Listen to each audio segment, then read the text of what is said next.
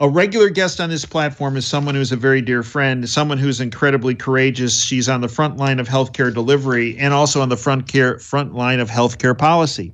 Dr. Jane Hughes. A little background on Jane.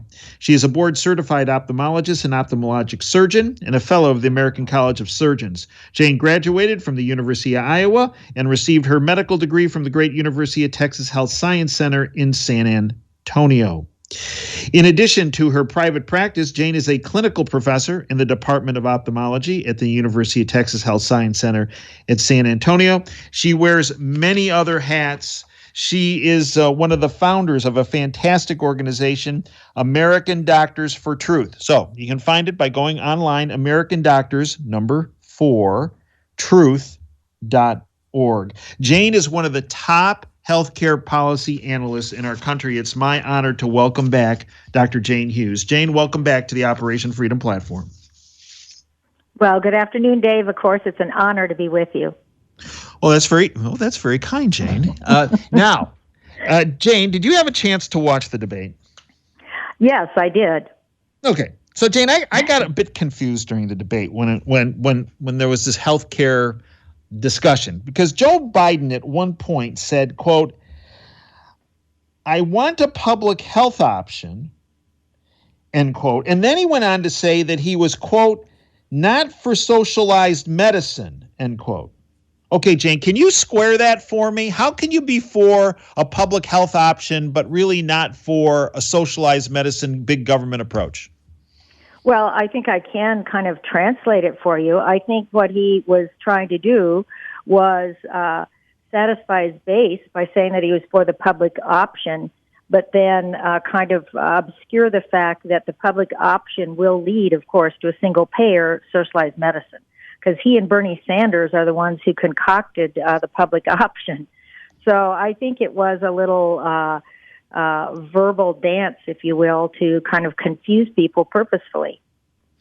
And Jane, he also spoke about how, well, when he and Obama, but he led the charge on this, for the swine flu, H1N1, that they handled it much more effectively than Donald Trump has handled the COVID situation. Now, as President Trump pointed out, the H1N1 swine flu had nowhere near the virulence that we have seen with the COVID situation. But I want to play a clip and then get your take of Joe Biden's former chief of staff discussing how Biden and the Obama administration actually handled the H1N1 swine flu situation.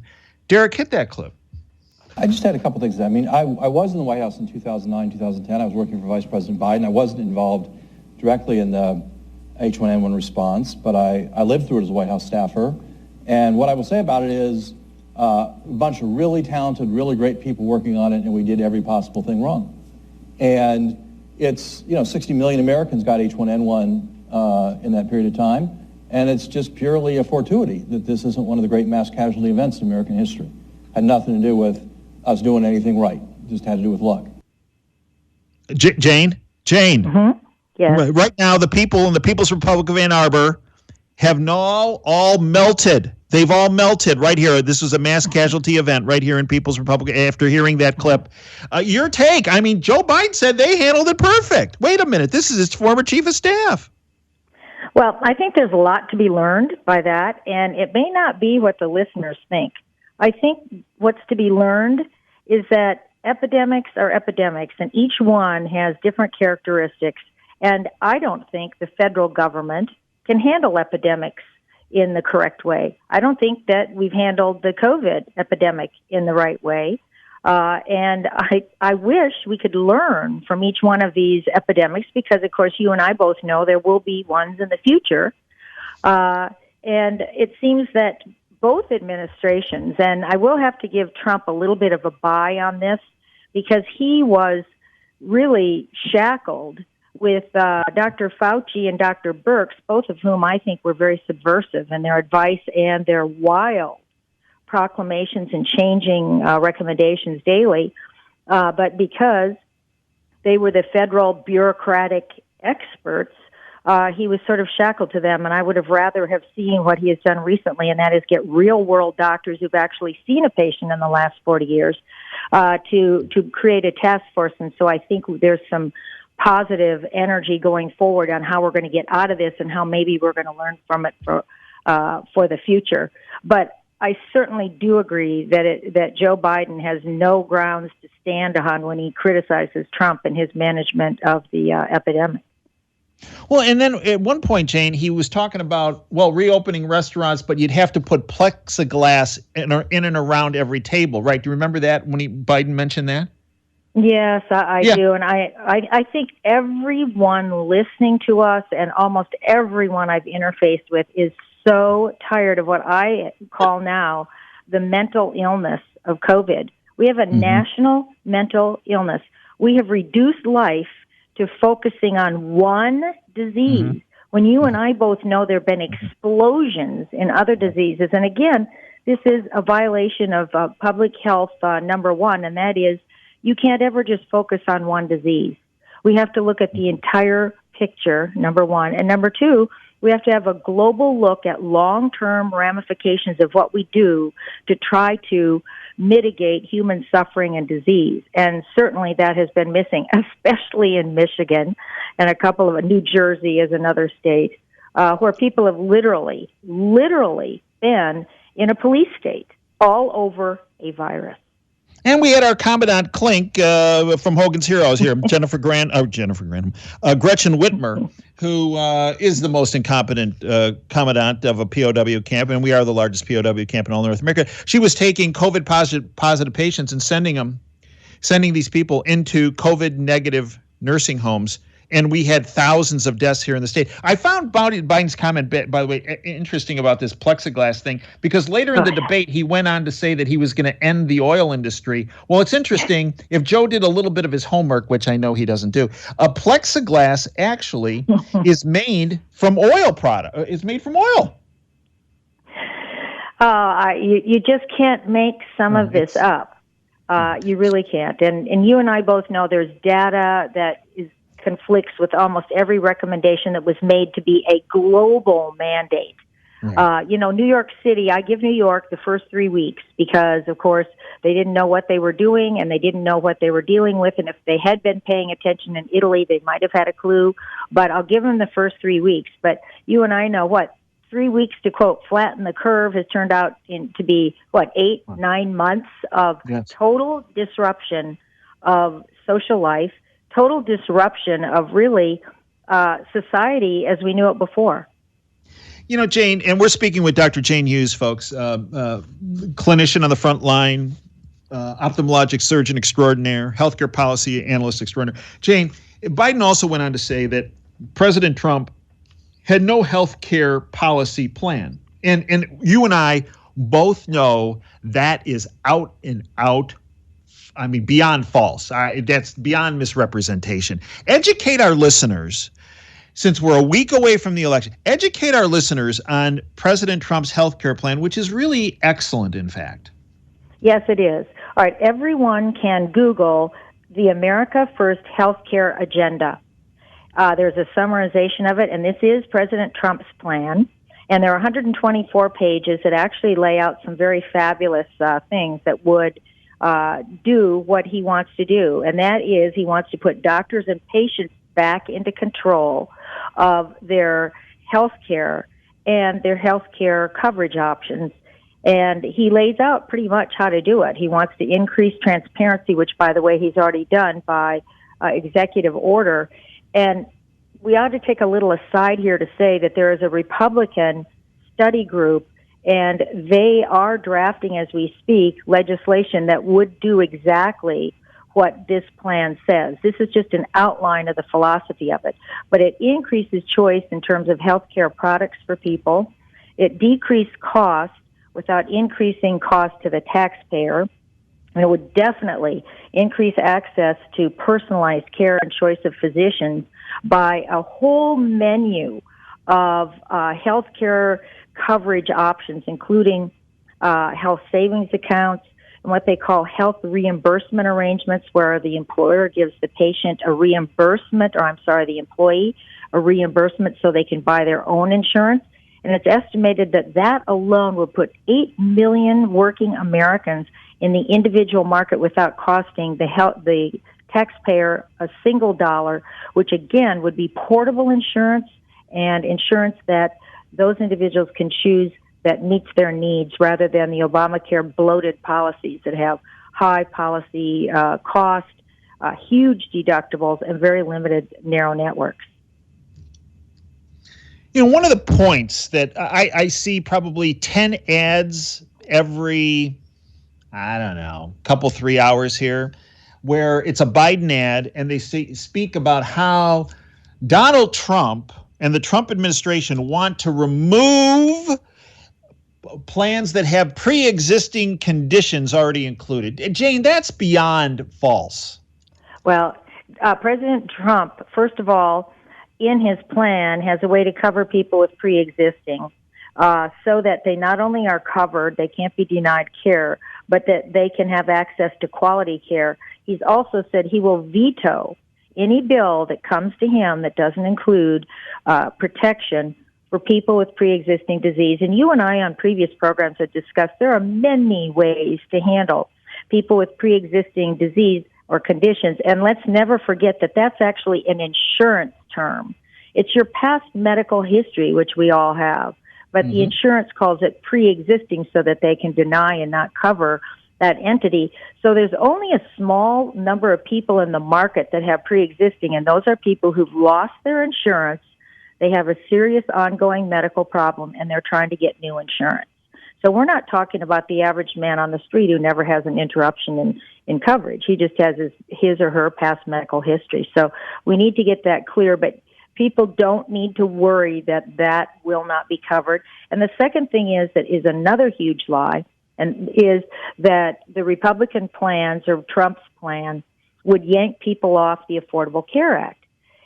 President Trump's plan actually is a parallel plan to increase choice, decrease cost, and there will be people that will leave ACA to go to better policies, but they won't be forced to do that. If you start with the ACA and you look at Biden's plan, what he wants to do is actually increase the bureaucratic control and the centralized government control with the so-called public option, which would be insurance policies that have unfair advantage against all the other insurance policies because of government payments, literally, to the insurance companies. And in fact, the president has also been looking at the pharmacy benefit manager side of this to reduce drug costs. This is something that Joe Biden and all of them haven't addressed. This is a huge, huge issue because it's estimated that about 30% of the cost of drugs are the pharmacy benefit managers, which, of course, are a concoction of the insurance companies. And the way that President Trump is initially addressing this is by mandating transparency across the entire healthcare industry, which includes drugs. And if our listeners can imagine for a moment, if every drug manufacturer put out a manufacturer's suggested retail price for, let's take Celebrex, a common drug for arthritis, then you could see, of course, obviously, pharmacies are going to build in a certain amount of profit, which everyone, is accepting. But it would be a transparent price, meaning the ultimate end would be one cost no matter what insurance you have, so that there would not be the current cost shifting or the backroom dealing that's peeling off about 30% of the money that's involved in the cost of drugs when you go to pay for it at the cash register. So that's a brilliant first move. So, Jane, when you look at what the president has proposed, the bottom line, as you have outlined, it increases the affordability, the availability, access, decreases cost, and increases choice. Well, and is that a fair assessment? The patient in the center. Yes, it puts the doctor and the patient rather than the bureaucrat from a government program or insurance program back in the center of the system. And you and I both know that there have been huge distortions to the way that healthcare is delivered in this country as a result of these narrow networks that the insurance companies have concocted. And it's really a coercion to the doctor. You don't have access to our patients in Aetna. I'm just picking that one out. If you won't give us a 20% discount on your usual and customary fee. Well, to keep your doors open, there has to be a certain amount of cost shifting or an elevation in the cost of your service delivered to be able to absorb that, to keep your doors open. So price transparency would also end up eroding this network system. And when those networks are gone, the prices will drop in terms of the fees for everything, including imaging like MRIs, CT scans, but routine doctor visits. And in that plan, or his plan, Trump's plan, are a lot of different healthcare choices, including paying a monthly fee to have direct primary care, they call it. So it's exciting that we could possibly start moving in the direction of decentralizing healthcare with the Trump plan. I read it and I was extremely enthused. And then when I heard the Republican Healthcare Study Committee has their Healthcare Freedom Act, and it's very consistent with what Trump had. I'm really hopeful, if Trump gets in, that once and for all we can start rolling back some of the centralized command and control we've had to endure. Jane, in our remaining minutes, I want to speak about the opening of schools. In the People's Republic of Ann Arbor, the feeling is that the students should remain home for, I'm not sure, maybe, I don't know, next year, 2 years, I don't know. For all I know, they're planning on keeping kids at home for the next 5 to 10 years. Educate our listeners about the importance of opening schools and the safety of doing so. All right. Well, first of all, our children have been dealt an unbelievable psychological, sociologic, and academic blow by closing the schools. We know, and if we'd paid attention in Italy, but we have good data now from all over, from Denmark, from the United States. There's a woman named Oster out of Brown University who studied more than 200,000 kids in 47 states. We have excellent data to show that kids generally do not get COVID. They are not super spreaders. They do not succumb. If they do get COVID, they get a mild case. And teachers actually end up with the same incidence of COVID for age and circumstance as IT workers who can work from home. So we know it is safe. We also know that in the 1/3 of a year that children lost, that K through 5 lost 50% of their math skills and 35% of their reading skills, and the lower socioeconomic strata were hit the hardest. We also know that about 7 to 8 million Americans had to stay home because they did not have children in school. So we have literally used our children as the way to protect the vulnerable. And in doing so, we have caused great harm to them. And every day that we do not open the schools for in-person full-time schooling, we are adding insult to injury. And one last thing, it's been totally documented that virtual school is no substitute for the real thing.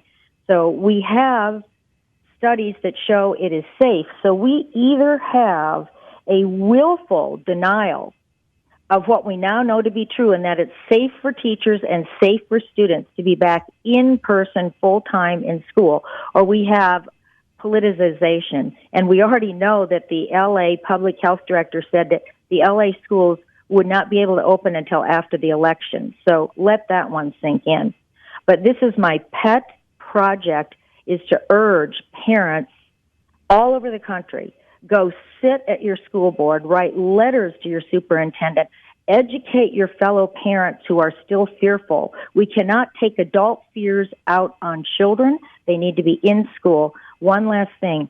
I've talked with teachers who said now they're having a huge problem with those students who are coming back to school where virtual is an option because a lot of their friends want to stay home and do virtual. And so it is degrading the return to in-person as well. In my opinion, we need to eliminate virtual, we need to go back to full-time in-person taking role and try to play catch-up, because the economic impact with these students, long-term earnings, is horrific. But right now, the psychological and academic impact is horrific. And what's the best way for parents who agree with you, Jane? The vast majority, I believe, agree with you. What is the best method that parents can institute change in their community and put forth the plan that you've outlined here? There are many studies that are available. The Wall Street Journal has documented a lot of them. I think one of the greatest places would be to Google Brown University, Emily Oster, O-S-T-E-R. She's done an incredible job of documenting and gathering data. The Danish study in Denmark, you can Google that as well. The Danish school study, they opened on April 10th, is fabulous because they were meticulous in collecting data. One last thing. A key thing, I believe, to being able to keep schools open is stop testing healthy children.